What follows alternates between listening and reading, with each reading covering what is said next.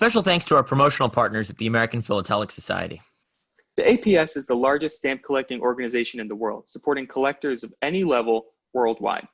For more information about membership and APS services, visit stamps.org. I'm Charles Epting from HR Harmer in New York City. And I'm Michael Cortese of Noble Spirit in Pittsfield, New Hampshire. And this is Conversations with Philatelists. Michael, did you bring your popcorn? I actually didn't. Okay, I didn't either. One of my loves in life, other than stamps, if you can believe there's room in my heart for something other than stamps, are silent films. And even before I got into stamps, I'm a huge silent film buff. I grew up in Southern California. I was surrounded by Charlie Chaplin studios, and that park is where Laurel and Hardy filmed a movie together. So I was just immersed in early cinema. Right. And I even ran a magazine for 10 issues called Silent Film Quarterly that someday hopefully will be revived. But silent movies are a huge part of my life and my passions. And when I got into stamp collecting, I wanted to see if there were ways where I could combine the two. So I collect mail to and from silent film actors. That's one of my little side collections. But I also love movies from the silent film era that are based around the mail. James Cruise made a film in 1925 called The Pony Express. There were movies about airmail. There were movies about transatlantic mail. But my favorite mail movie is Special Delivery from 1927, which features my arguably favorite actor of all time, Eddie Cantor. Your dad, when I met him, could not believe I was an Eddie Cantor fan. I remember that was one of the first things I spoke about with him. So Eddie Cantor was a comedian. He was on vaudeville. He was part of the Ziegfeld Follies, discovered by Flo Ziegfeld, transitioned into silent films, and then became a big talking picture star in the late 20s, early 30s, movies like Roman Scandals and Kid Boots and Palmy Days, and these great movies that nobody listening will have ever heard of. This is going on way too long, I realize, but Eddie Cantor made one of his only silent films, one of his only feature-length silent films in 1927 called Special Delivery. It is postal related, and I thought that you and I could sit back and watch it together. So I've never seen this. Never even heard about it until... Have you ever seen a silent film? Yes. I don't know which one, though. Okay, I took a that's film all class good. in college, but That's all good. It's an experience. Now, one other thing I want to mention, this film is about 60 minutes long. It's a 6-reeler. That refers to the actual reels of film. They would measure them in increments of reels, and each reel was about 10 minutes long. So this is a 6-reeler. It's about 60 minutes. I don't want to subject people to an hour-long podcast of us watching a movie. So we're actually going to run this at about 1.5 times speed. The plot will still be totally followable. You'll still be able to read the title cards, but it's just going to be a little bit more sped up than natural, so that we don't. The movie is. We will be. We're going to be regular watching. speed. Exactly. We're not going to be. I talk too fast as it is, but we're going to be watching the movie a little bit faster than the director intended, which I apologize. But I do this a lot with silent films because it just helps. I don't know. When I'm trying to watch a bunch of movies at once, it helps power through them a bit quicker. So without further ado, we're going to put on Special Delivery. Yes, you're going to say something. It is in the public domain, so this is. Just wanted to. Yes, there shouldn't be any copyright strike. Yeah. Shouldn't be any issues with this. I don't think Paramount's going to come after us. I hope. So hopefully this video will be up for a long time. But as we go through the movie, I'm gonna, if you don't mind, interject with silent film trivia. And we can talk about other stamp stuff as well. There's other news coming up. Gordon Eubanks' sale at Siegel in a couple of days, so we can, as the plot slows down, we can talk about other stamp stuff. But without further ado, what do you say we watch Eddie Cantor's Special Delivery? Please, can I do something really quick before we begin? Please. I'm going to share my screen. Yeah. Because there was actually a Cinderella postage stamp. You mentioned this, yeah. Yeah, that was created. Here we go. So this is a Cinderella that was made for the movie. I actually have one of, I think there's only 2 known covers with the stamp on it. Okay. I've got one of them in the office. So coming to leading theaters, starring the comedy kid Eddie Cantor in Special Delivery, a Paramount Picture. And then I don't have one of these, Is it a letter But opener? it is a letter opener, Yeah. and I would offer up my firstborn child That is really cool. for a Eddie Cantor special delivery Paramount letter opener. So I just wanted to share those to at least make it somewhat philatelic. And then So the Cinderellas, there's only 2 known on cover. Did they have to? They could go on any cover though. They didn't have to be a special delivery cover. correct. I would imagine that they were given away at theaters probably. Yeah. And most kids probably stuck them in a stamp album, didn't Yeah. put them on a letter since it served no real purpose. I don't Right. know if Paramount stuck them on mail. Mine is a letter That'd be to the pretty cool. UK from 1927. Wow. In a future live stream or something, I'll show that to anybody Please do. who cares. But let me see if this will work. Do you see it? Yes. And can people see us? Yes, they can. Cool. We're up in the corner, right? We're on the right-hand side of the screen. That's awesome. Um, Also, the quality's not great. I noticed. I didn't mention that. But let's just Okay. give it a go and see how this turns out. All right. Yeah. All right. I present to you 1927 special delivery starring Eddie Cantor. Yeah. Make sure the volume's all the way up. Yes. Normally there's music playing. Yeah. Yeah. Exactly. I can't hear anything, so it's great. It'll just be us talking. Yeah. So, okay, I'm going to jump in really quick. William Goodrich is a pseudonym for the actor Fatty Arbuckle. Roscoe Arbuckle was one of the most popular comedians of the teens and 20s. He got, there's so much to talk about here. Don't let me forget to talk about Jabina Ralston, who plays the love interest. But Roscoe Arbuckle was one of the most popular comedians, got Buster Keaton his start. His ancestors have been in the Postal Secret Service since the day the Scarlet Letter was mailed. A joke is the Scarlet Letter was not a real letter, obviously. Right. Anyways, Fatty Arbuckle got wrapped up in a huge scandal that ended his career essentially in 1921. He was acquitted on all charges.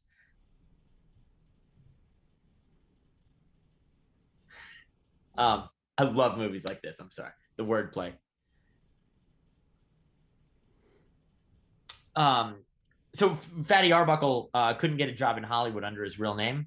So he adopted the pseudonym William Goodrich. William B. Goodrich.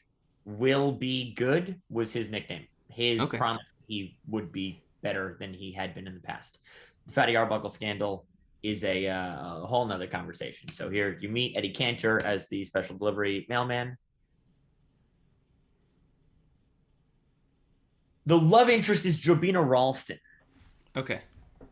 Jabina Ralston was an actress who was not in a ton of movies. She didn't have a very prolific career. She was best known, though, for starring opposite Harold Lloyd in, I think, 6 of his feature-length films. Harold Lloyd being my favorite. I had said Eddie Cantor was my favorite actor. Harold Lloyd being my other favorite actor. Yeah. She was in movies like The Freshman, Girl Shy, brilliant movies that Harold Lloyd made. And she was best identified as Harold Lloyd's love interest. This was right after she and Harold Lloyd had split up creatively. So I think this was her first film after leaving Harold Lloyd. You're loving this so far, aren't you? No, I've got a bunch of questions. So, sure. You said Eddie Cantor was, or silent films had a bunch of mail-related, postal-related movies.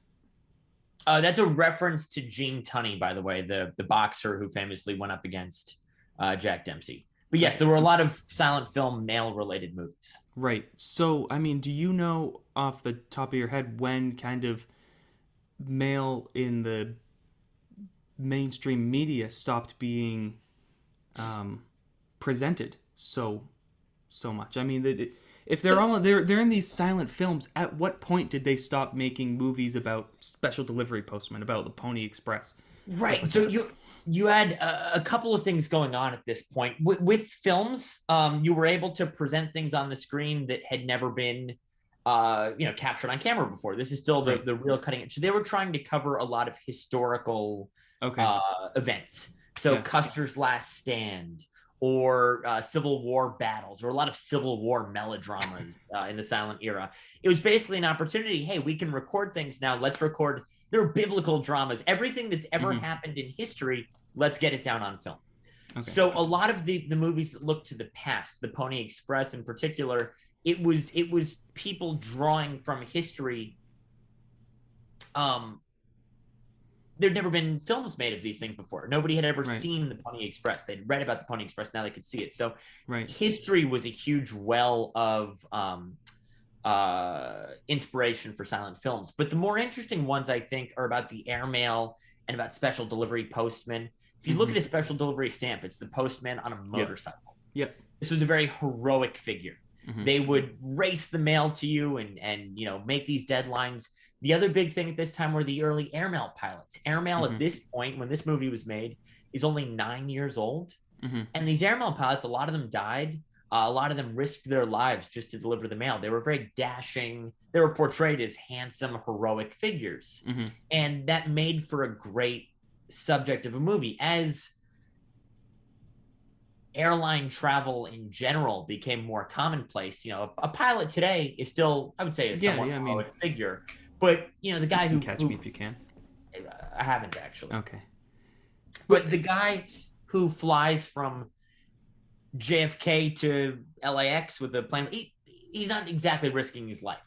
Air travel has become so commonplace that we don't really think of it in the same terms as 1918, 1919, 1920, when it was still new and cutting edge. So I think these sorts of movies, especially a movie about a special delivery postman like Eddie Cantor, it was also part of this trend of movies where I would almost call them occupational movies, where the entire premise was somebody's job. Yeah. So Buster Keaton made a film called The Cameraman, where he was a newsreel cameraman. And there was a B.B. Daniels movie. I wrote a book about B.B. Daniels, which is why I'll bring her up a couple of times probably, as he eats a napkin. Sorry. It's funny. It's funny. I love that. He's eating the napkin like a griddle cake. Yeah. And there's no special effects. He did that. He's got the griddle cake tucked in like a napkin. Yeah. B.B. Daniels was like a switchboard operator at a telephone company. There were these movies where the entire conceit was just this person does a job, and it's funny because they do a job. So I think these movies also sort of fit into that trend that jobs can be funny. If you're a pilot or if you're a steamship navigator or something like that.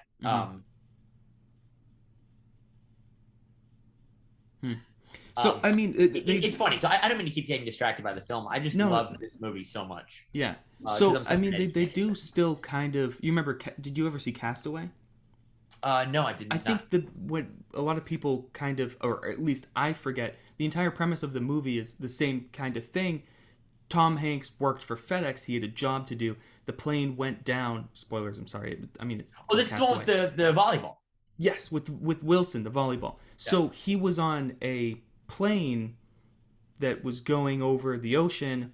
I believe the plane got struck by lightning, but it was a FedEx package plane. So they were delivering FedEx packages. So the entire premise of the movie is delivering the mail. Of course, not USPS. But right, but it's that same sort of thing where like it's a job that goes awry. Yeah. Which again, that was the premise of most movies in the 1920s. Is this guy, delivers mail for a living, and it's funny. And how does he get the girl? Yeah.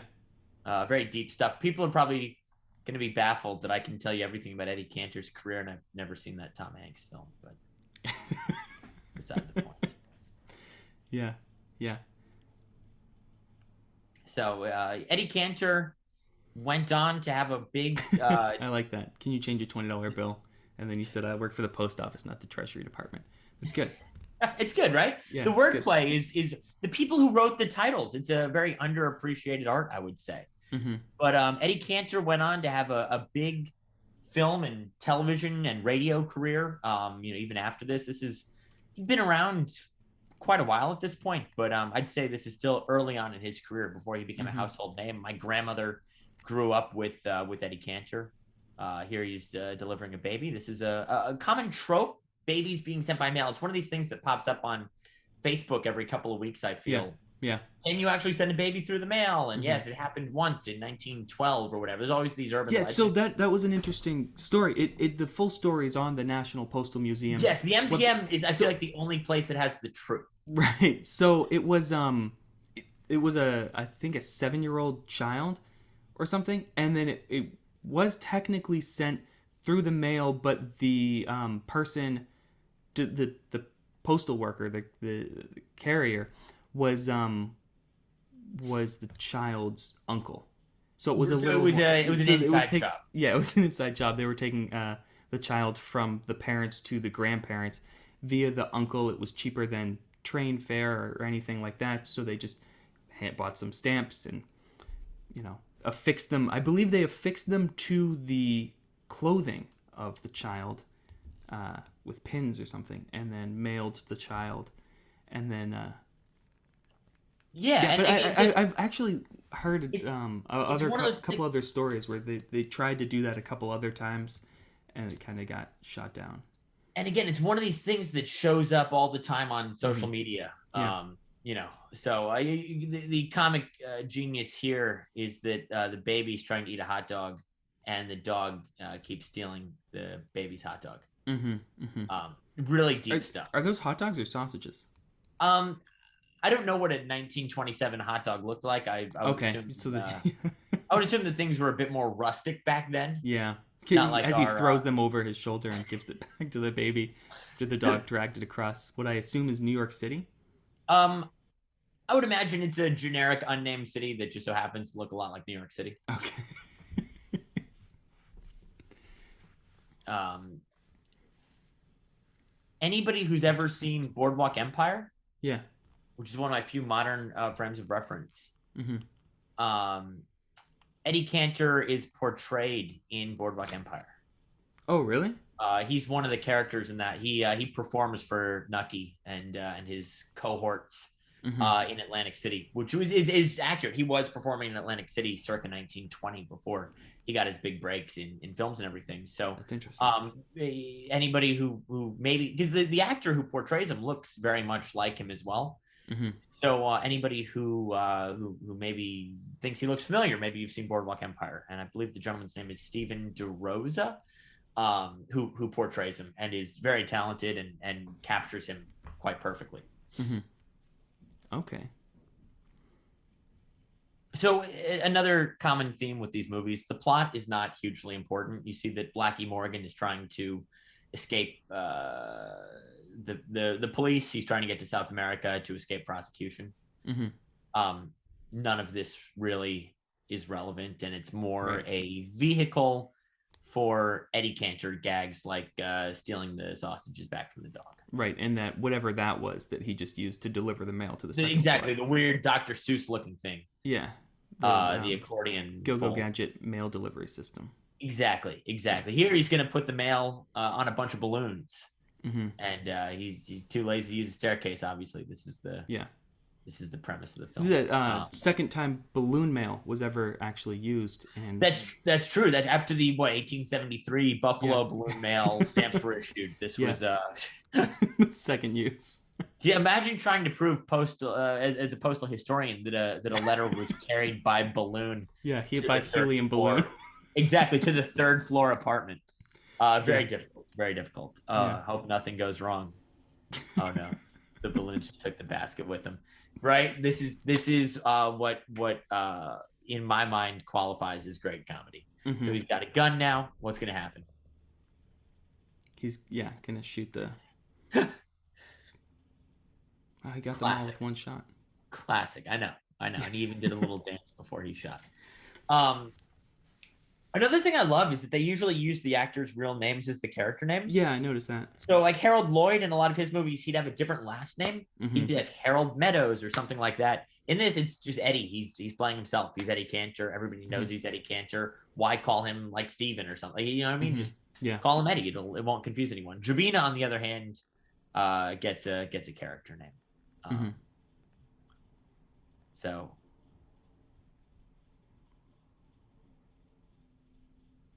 I'm trying to think of other Eddie Cantor trivia to share with you.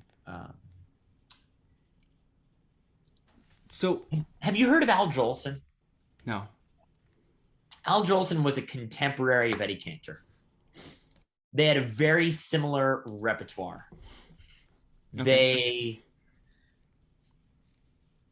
were, I don't want to say competitors, but they were both Jewish American comedians in the early 20th century with a very similar shtick.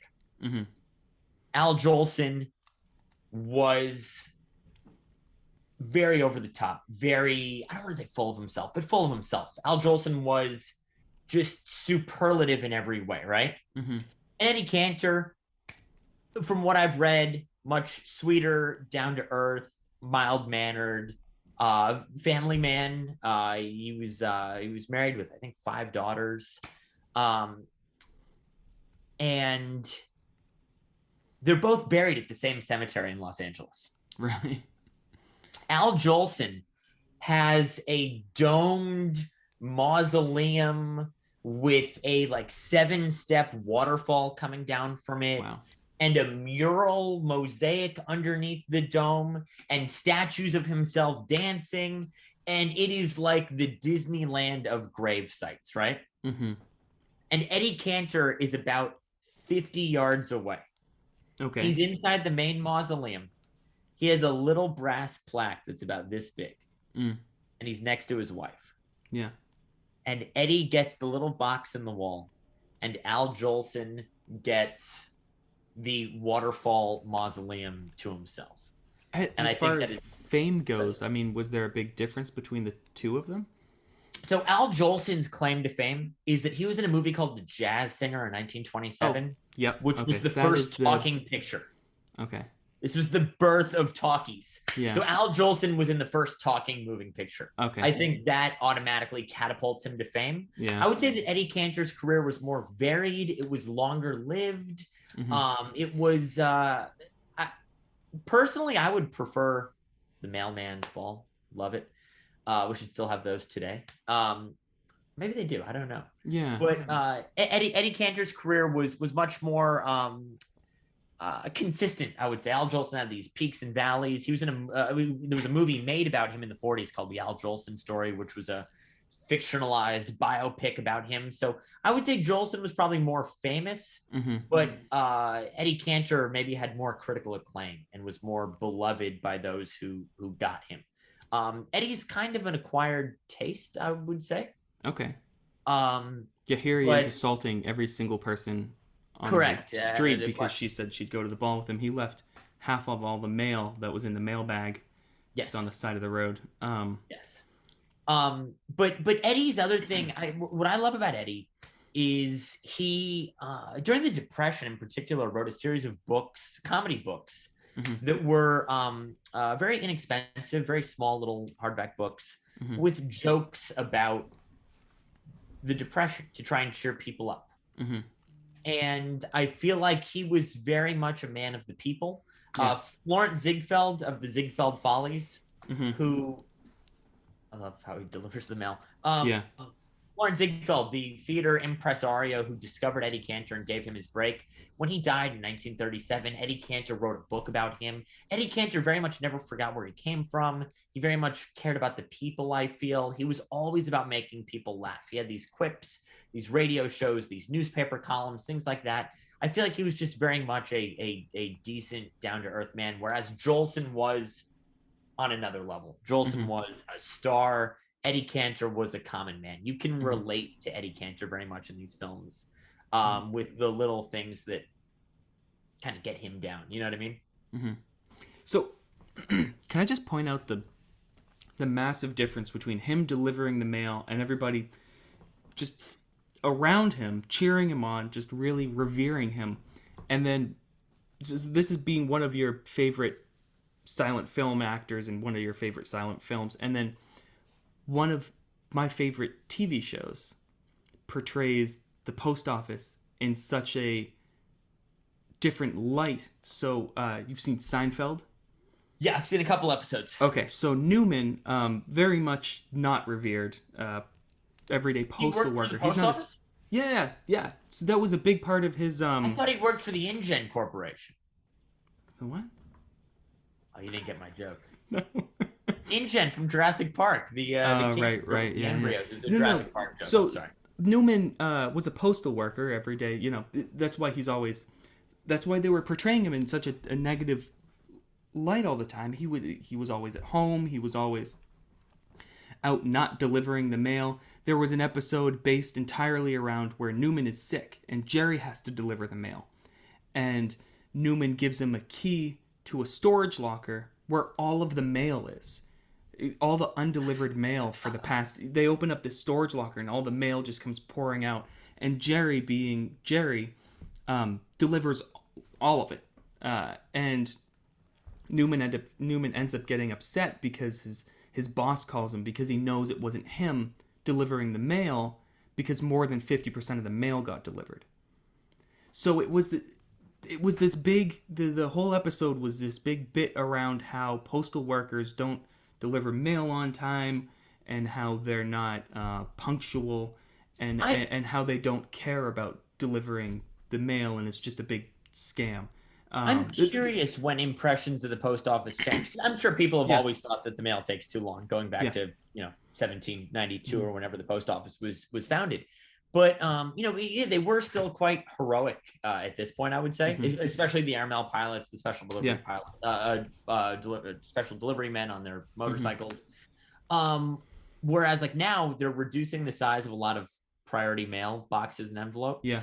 They just said they were going to slow down mail delivery to try and save money because, and it is a punchline. It doesn't surprise me that Seinfeld, a show that critiques everyday life would get such joy out of critiquing the post office. There was another episode where Newman was behind the counter and Kramer decides he doesn't want mail anymore because all he's getting is junk mail. People just, call him, or I don't remember if he had a computer at the time or just email. People just call him. He never receives any letters of importance. So he goes to Newman to ask for his mail to be stopped. And Newman's like, I don't know what you mean. Do you want to close your P.O. box? And Kramer's like, of course I don't have a P.O. box. Just stop delivering my mail. And Newman gets all sketchy and you can't do that. And he's like, well, of course I can. Just stop delivering my mail. And he kicks him out of the post office and says, I don't want you back here. We can't just stop delivering your mail. It was this kind of... it gave you this kind of feeling of, there was something going on behind the scenes that the post office knows that it shouldn't be operating this way, and it is operating this way. But that's how the show was kind of portraying the post offices. They've got you. They know where you live. They're going to keep delivering your junk mail, whether you like it or not. And it's just a completely different picture here, where I feel like almost it must have been around the invention of junk mail. It's true. That the idea changed behind the people's feeling for the post office. Because are you following the plot here, by the way? I'm so sorry. I'm not. I assume it's all good. So I want you to just tune into that. There was a big wheel, like a raffle wheel that they spun to win a life-size doll. Okay.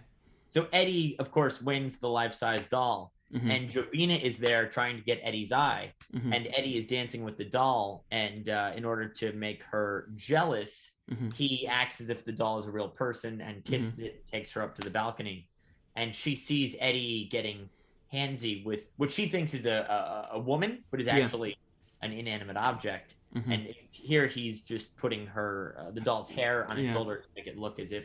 Just you see this whole thing. So maybe this isn't the Postal Service employee being portrayed in the best light, as you were saying. But other movies, for sure. Right, but he's not wearing his uniform. In Seinfeld, it was all Newman working as a post office employee, and he was almost being instructed to do these shady things rather than Eddie Cantor here out of uniform, just acting as a person. But when the uniform goes back on, he's a very respectable person, delivering the mail by any means. Be honest, can you do this dance? I can't. I'm now remembering all the scenes from Seinfeld where Newman was portrayed in such a negative light. There was a light drizzle out, so he said he couldn't deliver the mail. And then Jerry's like, what about rain, sleet, snow?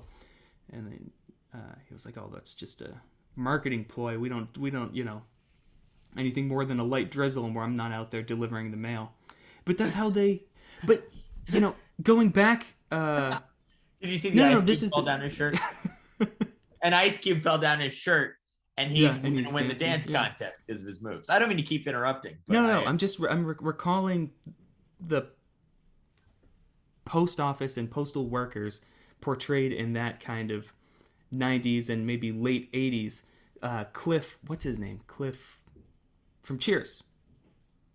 I've never seen Cheers. Cliff Clavin was a postal worker. Always in Cheers, always talking about, always at the end of the bar, talking about the mail. But he was portrayed as kind of more, he was proud to work for the USPS, whereas Newman was not. Newman's a cog in the bureaucratic wheel. Exactly, where Cliff was, I'm a USPS mail carrier, and sometimes the mail doesn't get delivered, but through rain, neither rain nor sleet nor snow,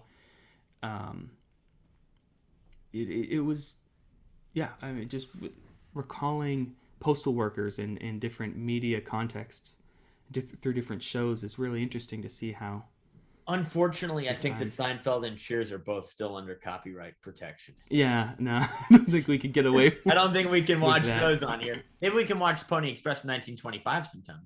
Right? Yeah, that'd be interesting.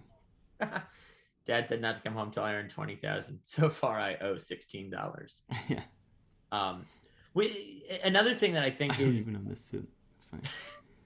Another thing that I think is important to point out to people who maybe aren't familiar with silent films, there's a lot of silent films. Some estimates put the number at around 75 to 90% of silent films don't exist anymore. Really? So there are movies that I would love to watch with you. The Fast Mail, and I think there's one called Express Mail, and all these things that physically do not exist anymore. Okay. Wait, there was a fire, wasn't there? There have been a couple of big fires. 1937, there was a big fire at the Fox lot. Yeah. But here's the thing, Michael. In 1920, let's say, they never could have imagined that there'd be home media for movies. I mean, that wasn't a thing until the 70s. Okay. To be able to own a copy of a movie that you loved. Yeah. For most people, for your average person. Oh, it's Chicago. Oh, never mind. It's not in Chicago. That's just a joke. Is that about the Chicago fire? It's about the Chicago fire. Okay. Comic gold. So people also didn't want to see the same movies over and over again. A movie would run for a week or two, and then that would be it. You'd see the next movie. It wasn't like today where you might watch your favorite movie, a dozen times because you love it so much. Back then it was, hey, I saw Eddie Cantor in Special Delivery. What's next? What's the new Harold Lloyd movie? What's the new Buster Keaton movie? So once a movie was made, it would travel from theater to theater. It would be in one theater for a week and then the next theater for a week. And then once it had run its course, once it was old news, there was no point in keeping it around. A, these things were highly volatile and flammable. Right. They were dangerous to keep. And B, the chemicals in the film itself were valuable, especially during wartime and things like that. You could get more value out of destroying the film than you could keeping it. So movies were not meant to be preserved. And a lot of actors like Charlie Chaplin and Buster Keaton would keep their own films, which is why so many of them survive.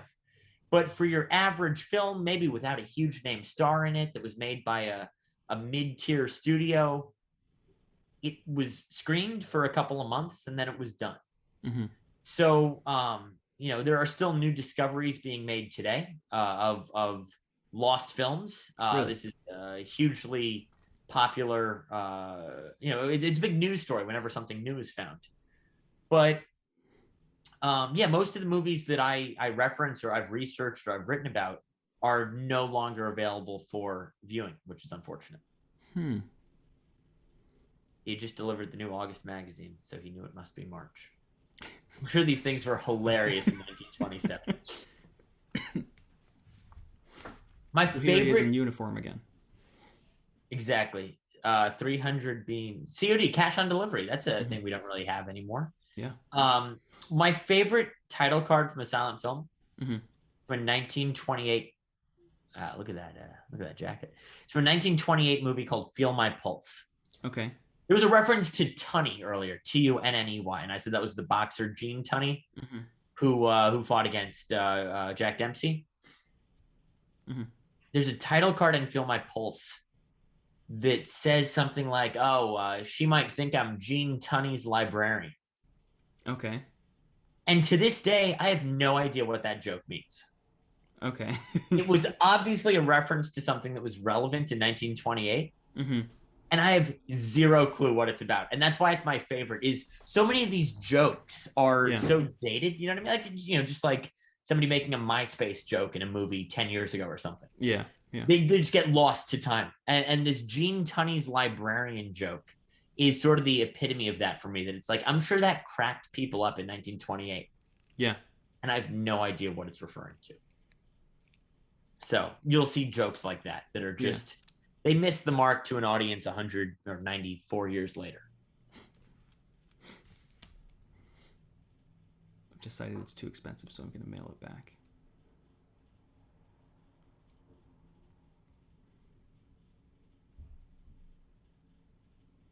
This, and I also want people to realize we're watching this in low resolution. Yeah.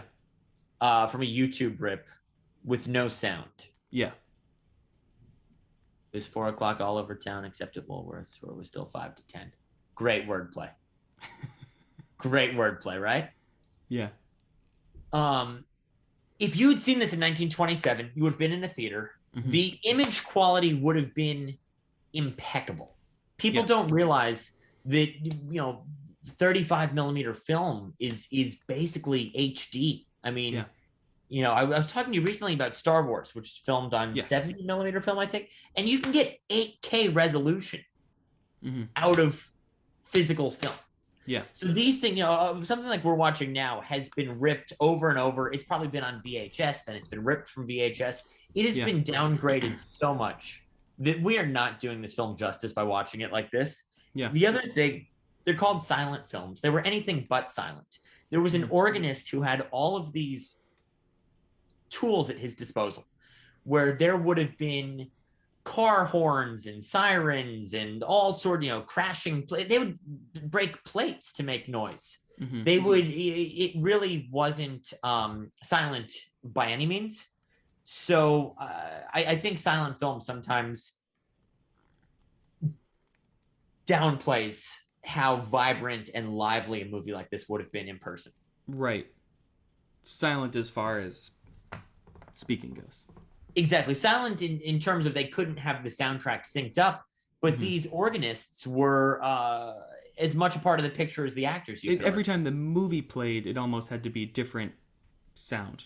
They would improvise. There would be sheet music that would give them motifs to use. Yeah. This was common, where there'd be sheet music. Hey, here's the theme to this movie. But other than that, it was just riffing. Yeah. Does he look familiar to you, the bad guy? I can't really see his face right now. But I'll just go ahead and say no. You're just going to assume that somebody alive in 1927 in a film. Yeah, doesn't look familiar to me. Have you seen a movie called The Thin Man? No. Have you heard of a movie called The Thin Man? I haven't, no. It's all good, man. Yeah, it's okay. The Thin Man came out in 1934. It is one of my favorite film franchises of all time, widely considered to be one of the greatest films of all time. The Thin Man is Myrna Loy and William Powell and their dog Asta. Okay. And they play Nick and Nora Charles, who are crime solvers. Okay. Who are as suave and dapper and elegant as anybody to have ever lived. Nick and Nora Charles are, I hate using modern vernacular, but they're couple goals, Michael. William Powell, though, who went on to become this great leading man, very beloved, one of the most famous actors of all time, was often sort of typecast as a villain in his early role. So I keep bringing up this 1928 film called Feel My Pulse. William Powell was also the bad guy in Feel My Pulse. Okay. And then he managed to sort of transition from being this vaguely shady bad guy to being a leading man who was very dashing and very handsome, and in the films married to Myrna Loy, and William Powell in these early roles. It's just very different than what most people know him for. Mm-hmm. So you should watch The Thin Man at some point. I was getting on his. Oh wait, no, that's a police sidecar. I thought he was going to get on a special delivery motorcycle. Oh, interesting. The Thin Man is as good as they come. I've seen that movie more times than I can even count. It was nominated for Best Picture in 1934. Really? It was, but that's William Powell for you. And of course, every time there's a vehicle involved, there's a train coming. Yeah. There's going to be, there's always a horse-drawn carriage. Same old, every one of these movies, and it never gets boring. Yeah. He can't hear the train coming because it's a silent film. Sure. And he saved in the nick of time. Right. So, these question movies about that, though. We've only got a couple minutes left. I just want to say these movies always culminate in a chase. It's always a chase. It's always like, all right, exposition. Here's the character. Here's the love interest. Oh, they can't be together. She's going to marry her boss, who ends up being a horrible criminal. Blah blah blah. And then there's just a chase scene. He's got to get to her before she leaves for South America with him. Mm-hmm. It's like the 1927 French Connection. And a lot of these movies are said to have inspired The Graduate. Really? Yeah, you've seen The Graduate, of course. Of course. Have you? No, it's on my list. I've seen the French Connection. That's modern for me, Michael. I know, it's modern for you. Kevin, yeah. that's basically seen, like, yesterday. Every other Dustin Hoffman movie except for that. He's one of the best, right? Yeah, I'm waiting. You've got to see The Graduate, because that is said to have been inspired by these frenetic chase scenes from silent films. Yeah. So, question about that. I know there's in these silent films, a lot of these actors would do their own stunts. Buster Keaton, famously all his own stunts. Was that an actual train coming at him that they then had to time perfectly to pick him up? Otherwise, it would hit him? Probably. Okay, so if they messed that up, both those actors would die. Potentially, yes. Harold Lloyd. I'm scared to ask if there were any instances of that actually happening. There were. I'll tell you about one of those in a second. Harold Lloyd, again, my other favorite actor, was supposed to have a fake bomb in a movie in about 1918, I think. Okay. Like a dummy prop bomb. Yeah. That ended up being a real bomb that went off and took a couple of his fingers with him. Oh, no. So he had a prosthetic hand for the rest of his career because he lost a couple of fingers in an accident. Even worse, there was an actress called Martha Mansfield. Okay. Who was in a Civil War period drama. Mm-hmm. She was in a crinoline dress, a big, Civil War, Southern belle dress that was incredibly flammable. Yeah. She caught on fire and nobody could put the fire out because the dress was so flammable. And that wasn't even one of her own stunts. I think somebody was smoking a cigarette and it caught her dress on fire and she passed. So there were instances of actors and actresses dying in the that was incredibly dangerous. They just had him on the fire ladder there, and he was just about to go under a bridge. And he's going to vault onto the ship. And there's Jabina Ralston. Mm-hmm. What do you know? I love that he still has his mailbag. Yes, me too. Yeah. He's still in full special delivery dress. His full special delivery dress with the hat, and he's got his mailbag with all the mail. And they arrest Blackie, and she realizes that's who she was going to marry in South America. Mm-hmm. And then what do you think happens?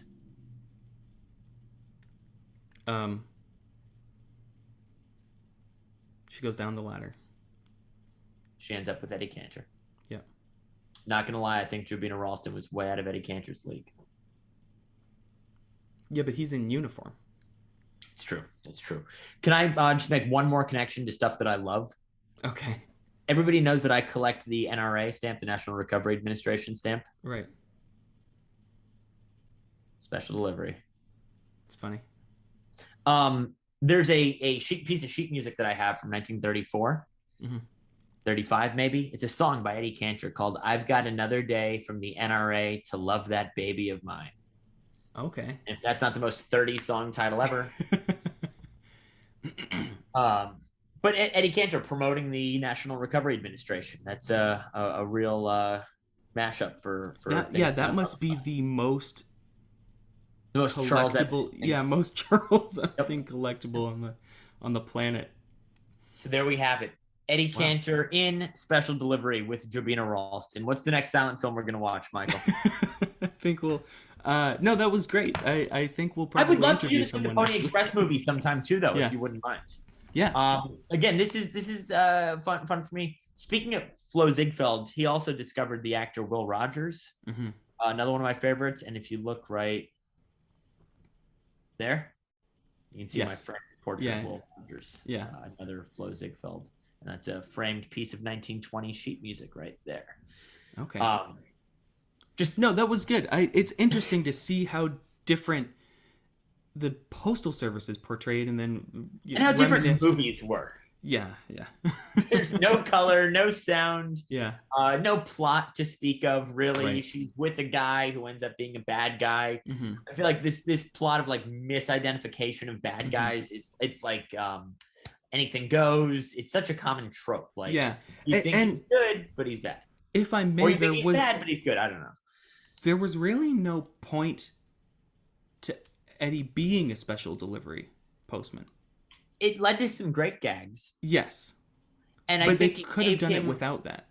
But it gave him a noble purpose, I think. This idea that his father's not proud of him and that he's sort of a disgrace to the special service.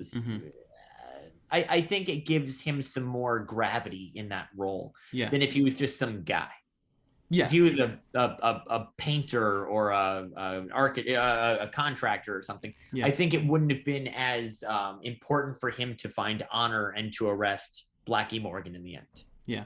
So going into it that way, I mean the Postal Service again gave him more valor than any other position, which, thinking back on other ways that the Postal Service is portrayed in more modern media, it's not very similar. I feel like I'm. No, you would never say. Leave a comment if I'm wrong, but I mean. No, you'd never say somebody's a letter carrier, aren't they?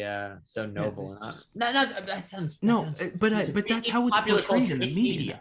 Yeah, exactly. And they're usually bumbling government stooges. They're Newman. They're Cliff Clavin. They're Newman, exactly. Cliff Clavin again was very the Barbasol can with the embryos. Yeah. Cliff Clavin, of course, was very proud of his position, but you never saw him delivering the mail. He was. But the whole plot is that he's at a bar every night. Yeah, I mean everyone was. Right, exactly. No, I agree though. That this again, it's partially that special delivery is, I don't want to say fairly new. It's 40, 50 years old at this point, but the idea of the motorcycle is still fairly new. You look at the special delivery stamp that was the basis for the special delivery Cinderella. And it's using cutting edge technology to deliver the mail faster as well. He didn't have a motorcycle though. He didn't have a motorcycle. He was on foot. Probably because he was in a big city. I feel like the motorcycles may have been for more rural areas. Okay. Where you had to get a letter across town for special delivery. Yeah. Whereas in like New York, you can walk it a couple of blocks. Yeah. In undisclosed city location, you can walk it. Correct. Undisclosed large city. That also happens to have like a train yard right nearby. Like whatever they need for the plot, like, we need a forest nearby. There's always like everything, right? We need a beach. It's always these very, I mean, there's a movie called Sunrise from 1927 with Janet Gaynor. And I love it because they're in the big city and then they get on a trolley car, right? Like a trolley car that you would take, a couple of blocks. And all of a sudden there's this like mountain chateau villa. And the trolley car drops them off in this little mountain resort. Yeah. And I'm like, how did the trolley car run from like Midtown Manhattan to Aspen in a couple of minutes? Yeah. The cities geographically never make sense, but that's part of the charm of the silent era. They were still figuring things out. Movie industry is still very infantile at this point, and still nobody's worrying about those things. No, exactly. It was pure entertainment. You see Eddie Cantor eat a napkin and tuck a flapjack into his collar. I find that to be pure entertainment. I find that to be as good as it gets. Michael, thank you for indulging me and watching Eddie Cantor with me. No, this was good. It was interesting. It was you weren't interesting fully to on see. board with the idea at first, but I think Right. it turned out. I hope people like this. I hope it's somewhat Yeah. interesting. I hope it kind of makes I hope people it question as inspires to what happened. I hope it Why? inspires people to only watch silent films from now on. Right. Well, what happened? Why Yeah. don't we portray the USPS as more of a honest position anymore? See, this is the difference between you and I, Michael. Okay. You're getting philosophical. Yeah. I'm thinking about when the dog ate the hot links. No, that was good. That Great, was right? good. And he dragged He dragged the whole hot links train of hot links. It was across classic. New York City, and then he just gave them back to the baby. Classic. Here you Classic. go. And the mother came and picked the baby up. Michael, this was a lot of fun. I would love to hear people's thoughts about this. Is this something you were interested in? Should we never do anything like this ever again? Should we just end the podcast now because we've jumped the shark? Let us know in the comments. No, we've got some exciting. I'm really still excited We've got about some great of these stuff coming up. guests that we've got. I was going to say, coming up. no, all kidding aside, we do have some more conventional episodes coming up, but I like thinking outside the box. I like getting to watch silent films. And I had never heard of this work. movie before, and it's interesting to know that there were so many silent films based around delivering mail. Well, let's watch another one of them soon. Okay. Awesome. Michael, Right. as always, this is fun. If you're listening to this, I don't know why you made it this far. If you're watching us on YouTube, you can also find us on Apple Podcasts, Spotify Podcasts, Google Podcasts. We're at philatelypodcast.com. Email us at philatelypodcast@gmail.com. Michael and I are both active on Twitter. Yep. Michael J. Court and Charles L. Epting. Mhm. And as always, thank you for joining Conversations with Philatelists. Michael, I had a lot of fun. Yeah. And let's do it again real soon. Yeah. See you next time. Sounds good. All right. Bye.